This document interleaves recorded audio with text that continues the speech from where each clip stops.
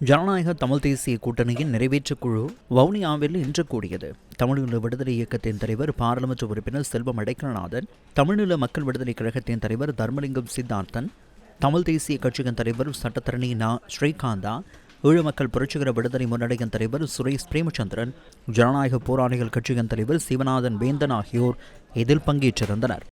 எதிர்வரக்கூடிய உள்ளூராட்சி சபை தேர்தல் தொடர்பாகவும் ஜனநாயக தமிழ் தேசிய கூட்டணியை கிராம மட்டங்களில் இருந்து பலப்படுத்துவது தொடர்பாகவும் பல்வேறுபட்ட ஆரோக்கியமான கருத்து பரிமாற்றங்கள் இன்றைய கூட்டங்களில் நடைபெற்றது.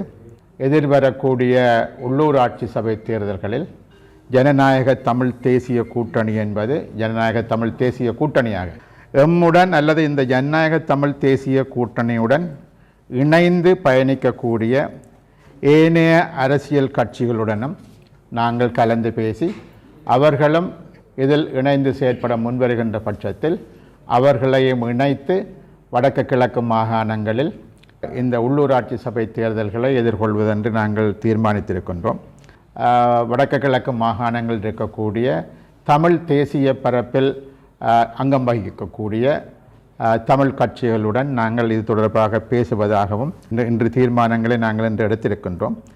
அதே சமயத்தில் எதிர்வரக்கூடிய பிப்ரவரி மாதம் முதலாவது வாரத்தில் நாங்கள் எமது ஜனநாயக தமிழ் தேசிய கூட்டணியினுடைய தேசிய மகாநாட்டை வவுனியாவில் நடத்துவதற்கும் தீர்மானித்திருக்கின்றோம். ஆகவே தமிழரசு கட்சியாக இருக்கலாம், அகில இலங்கை தமிழ் காங்கிரஸாக இருக்கலாம், வேறு தமிழ் தேசிய பரப்பில் இருக்கக்கூடிய கட்சிகளாக இருக்கலாம், அவர்கள் இணைந்து இதை போட்டியிட்டால் நல்லது என்றவர்கள் கருதுவார்களாயின் அவர்களுடன் பேசுவதற்கும் இணைந்து செல்வதற்கும் நாங்கள் தயாராக இருக்கிறோம்.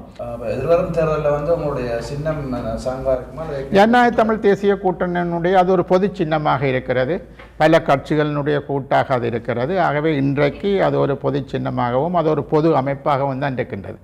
ஆகவே அந்த பொது அமைப்பில் எவரும் சேர்ந்து கொள்ள முடியும் என்ற ஒரு நிலை இருக்கிறது. ஆகவே அந்த வகையில் சங்கு தான் எங்களுடைய பொது சின்னமாக இருக்கும்.